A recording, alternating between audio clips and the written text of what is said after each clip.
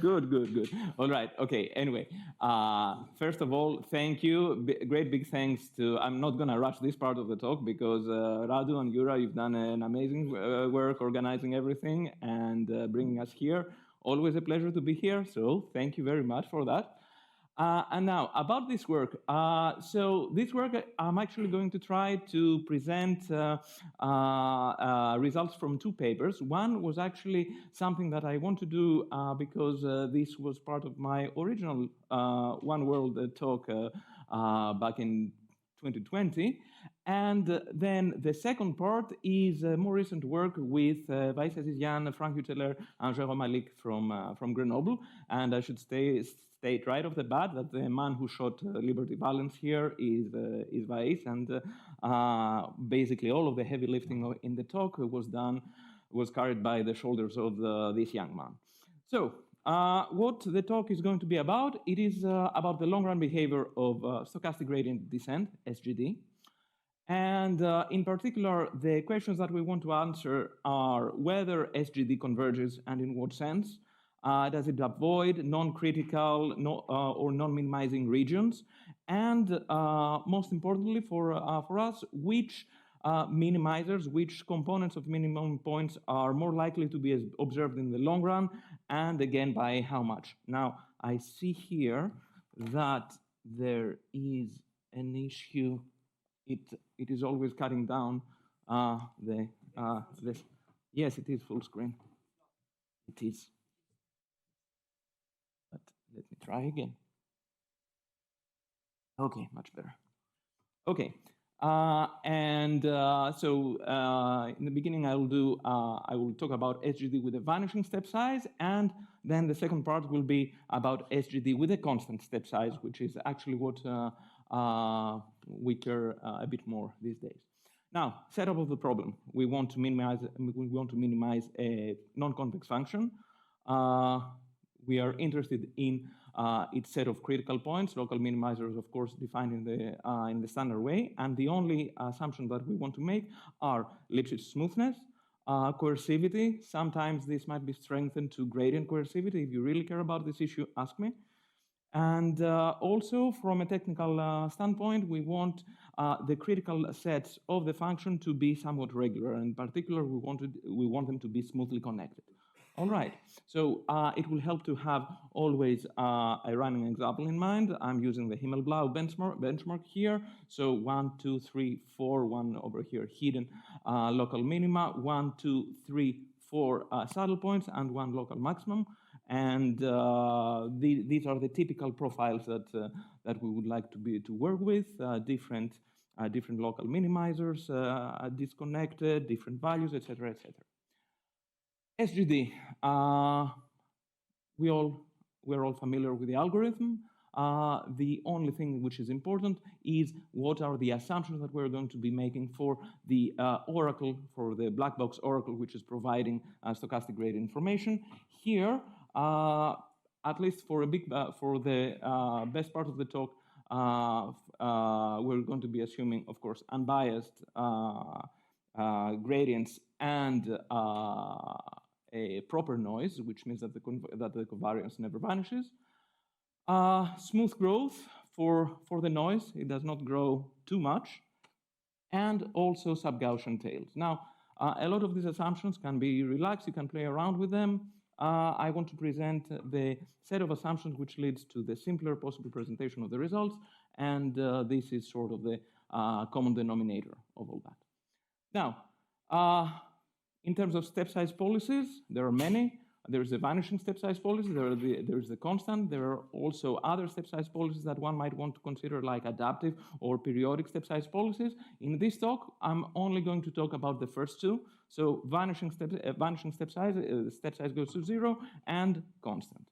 So what are the results that we have for the first case, at least for vanishing step size? Here, the basic idea is that if the step size becomes very, very, very small over time, then essentially you can do a stochastic approximation of the algorithm via the gradient flow, the dynamical system, the trajectories of the corresponding dynamical systems, and you might hope that if things are good, then the same limit, the limit states of SGD will coincide with the limit states and the limit sets of the gradient flow. All right. The limit sets of the gradient flow are very easy to characterize because you have strict Lyapunov property, so you know that they will be the critical set of F. And indeed, what you have here is a result which was, this result, at least one first version of this result goes all the way back to Bersekas and Titiklis in 2000, which tells you that if basically the step size parameters of SGD satisfy certain stochastic approximation assumption, namely non-summability and, well, in the original paper by Bersekas and Titiklis, you had square summability. You can relax this. You can play around with a bit of bias. You can play around with the coercivity properties of F a bit. But bottom line is that under this assumption, you will have convergence of the trajectories with probability 1 to a component of critical points of F. Not necessarily to a critical point, of course, but to a component thereof.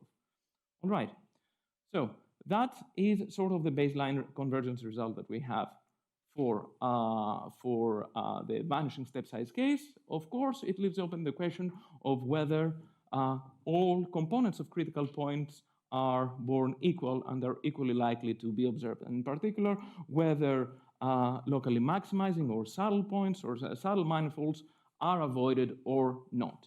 And here, there are again many works depending on the specific assumptions that you make. You can there were some first results by, for instance, Gay et al., but also much for the case of strict saddle points. For the case of hyperbolic saddle points, there were lots of results by P. Mantle back in the 90s. The corresponding statement, if you care about the rate at which you might escape the basin of attraction, the rate with which you can escape a saddle point is quite complicated as a result.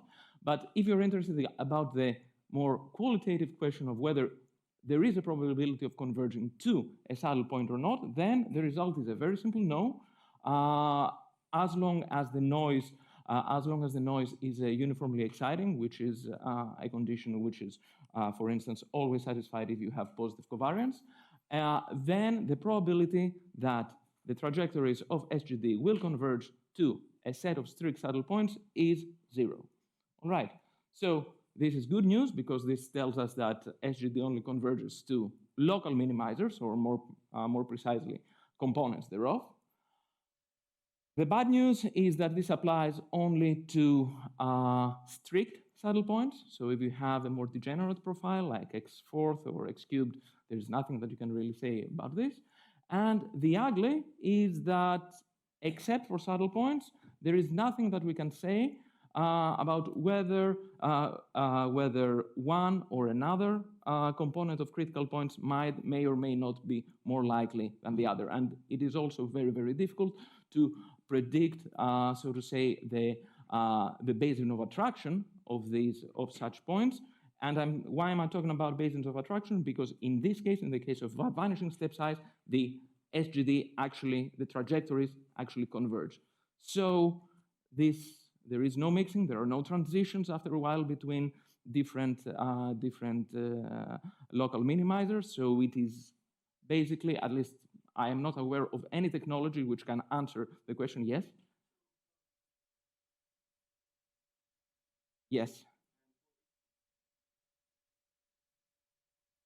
Yes.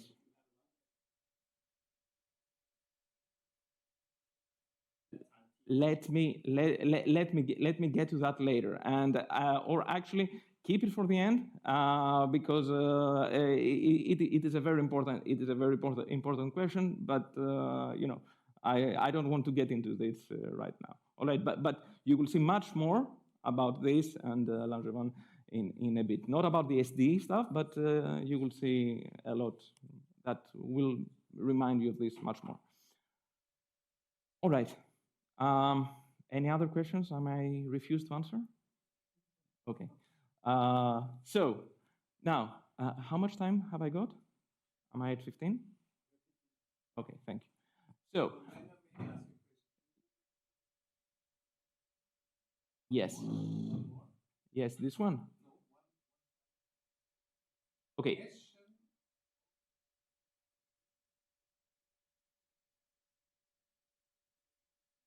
This one you mean?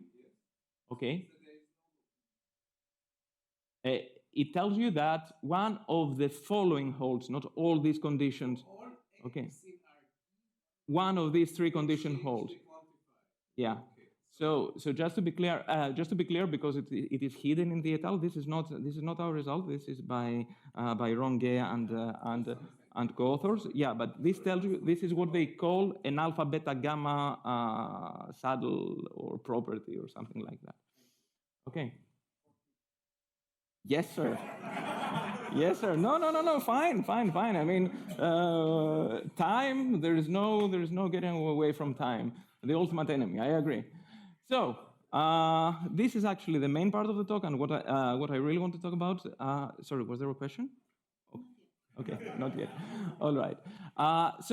SGD with a constant step size, the same thing as before. Step size is constant. Duh.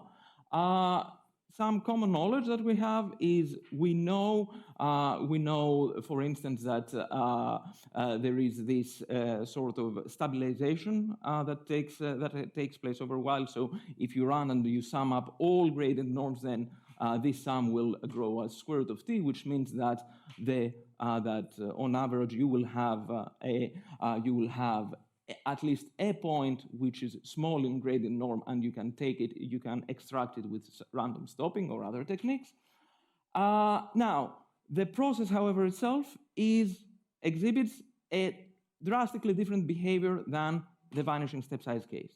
First of all, generically, the process is ergodic, which means that convergence of trajectories is excluded. They will not converge. So instead of talking about whether you converge to a set of minimizers or to a particular minimizer, the idea is to see whether things are concentrated. You understand why I said that this will become much more relevant.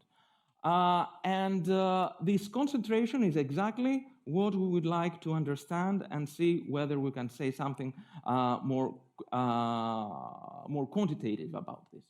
So how do we measure the concentration? We take the empirical measure, the visitation measure or occupancy measure, which tells you, you look at a set and you look how many iterations have visited this set, and this defines you the empirical measure of the process.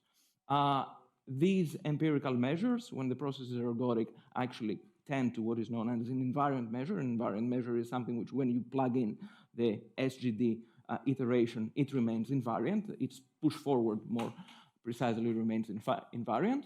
And what we would like to see is to understand the concentration properties of the invariant measures of SGD, or equivalently the limit of the occupancy measures of SGD for as t grows large. So here is where a lot of technology comes in from the realm of large deviations. The first thing to do is that we need a way to capture and quantify the statistics of the noise and the gradient signal. This is captured by one very convenient way to do this is via the moment generating function, or the log moment generating function here, the cumulant function of the process.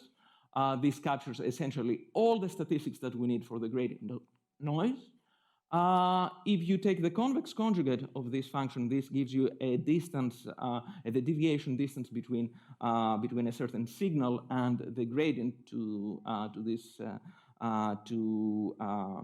the point where you are. And what is very important is that you have a very powerful theorem, Cramer's theorem, which tells you that exactly these functions, these Lagrangian functions, control the so-called rate, are the so-called rate functions, which give you the long-run probability of observing your process in a certain state. Now, why doesn't this answer our question? Because of this here. Here, the statistics are, everything that I have here is taken with respect to the same point, okay? This This is a probabilistic result. All right. This does not have here the fact that the point at which things are calculated in SGD changes over time. And what we want is a large deviation principle of this form, but not for this process, but for the actual SGD process. Okay, very small change typographically, but unfortunately not very easy to tackle. Now, the thing is that Cramer's theorem and the standard large deviation principle cannot be used in this context. The process itself is very highly autocorrelated, so there is no way of using the standard Cramer-Rao bounds, etc., etc. Instead, what we're very thankful for is that Friedlin and Wenzel has done an amazing amount of work on studying precisely these systems in continuous time and to provide an action-based formulation which allows us to capture a large deviation principle for continuous time versions of these processes. This is the first step that needs to be extended. The result itself is actually highly technical, so I'm only going to state it very informally. I'm going to cheat and tell you that you can actually derive a large deviation principle for discrete time SGD and show that the trajectories of SGD tend to concentrate near the continuous time trajectories here of this action functional. So we have an action functional which concerns continuous time trajectories, and these define a measure on the space of continuous curves. The linearly interpolated trajectories of SGD tend to concentrate, congregate, and now around the action minimizing curves of this function. All right, that's ingredient number one that we need. Sorry, question? No. Oh. Yes, modular some technical details that I really don't want to get into, but yeah. I need it later, actually. But no, you don't need it. No, you don't need it for this. This is actually much more general, but I want a common thing for everything. So the second condition, and this is where the true difficulty lies, is how do you measure, how do you estimate the probability of transiting from one critical region to the other? Now, in continuous time, Friedel and Wenzel do give certain small noise results for this, which depend on defining sort of the transition cost between 2 points as the action cost of the minimal action cost joining these 2 points. And you can also extend this to sets of points, and in particular to critical components. All right. Now, this is in continuous time. In discrete time, the way to do this is a bit trickier, and this is where one would need to use another generalization of an extension, rather, of Friedlin-Wenzel theory, which was done by Kiefer, and which allows us to properly define these quantities. But once you have these transition costs, what you can then do is you can take all your critical components and put them in a graph. The vertices of the graph are the critical components. The edges will represent the transition between components, and the weights on the edges will actually be precisely given by this cost matrix, the transition costs. With this graph structure, well, this is actually what it looks like. This is for the Himmelblau function. You have here the maximum, which is repelling. So every repelling or every orbit which is being repelled is this red curve. The blues are the local minima, and these are the separatrices of the corresponding gradient flow, which define these minimal action paths. And what you can do is, once you are given once you have this cost matrix, you can actually define the energy of every component. How do you do that? You take that component, you take all different components that join to it, you measure the total cost of getting to this component, and then you minimize this cost over all the different ways of getting to that component, which is what I'm referring to here as this minimization over the spanning trees that join these components. Highly technical, but it is involved, rather, not highly technical, but it is a process that procedure that makes sense. What can you show? Informal version first.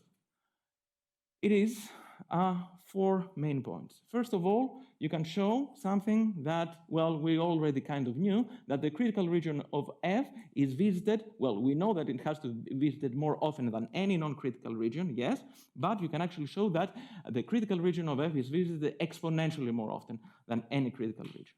The second one, which is basically the parent result of all these 4 points, is that the critical components, the probability of observing a certain critical component in the long run, is given by a Boltzmann-Gibbs distribution. So of course I couldn't be talking in the Boltzmann room without mentioning Boltzmann-Gibbs, okay? So for sure.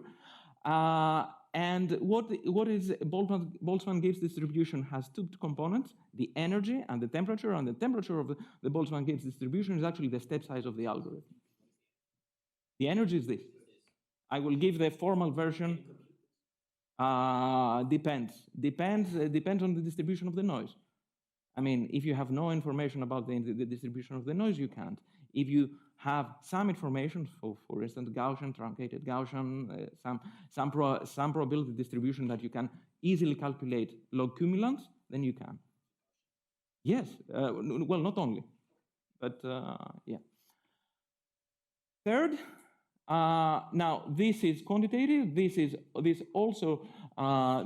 not energy related because it tells you that the minimizing components will be observed exponentially more often than any non-minimizing component, which is another saddle point avoidance result.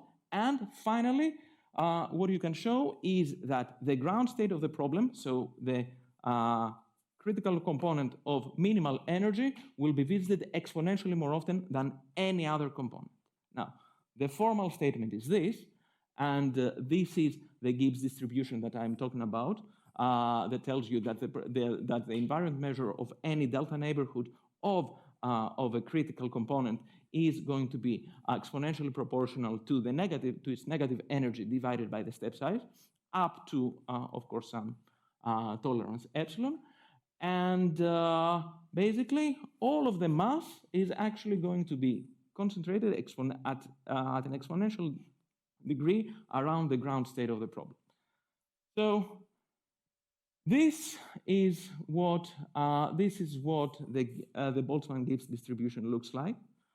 It is intimately related to the Gibbs measure, but related to not the same, and there is a difference which we can talk about if you want, a drastic difference. And just to show you how it actually looks in practice, these wireframes are what theory predicts, and what I'm going to show you is the histogram of the empirical measure over time, which looks a bit like that.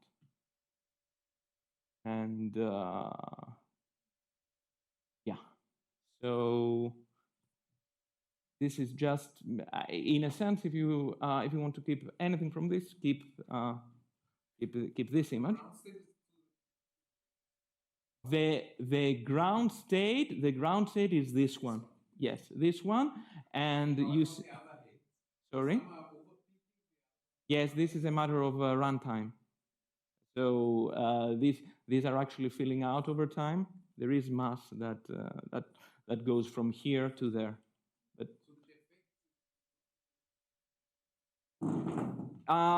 in this case, it is because I used uniform noise. In general, and thank you, this is the last point I wanted to make. This is what I want you to keep in mind, that critical components are visited with probability exponentially proportional to their energy, but this is not necessarily the value of F. And the ground state, which is what concentrates almost all mass,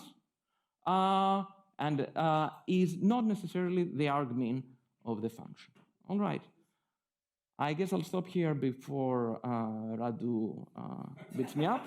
So, yes, thank you.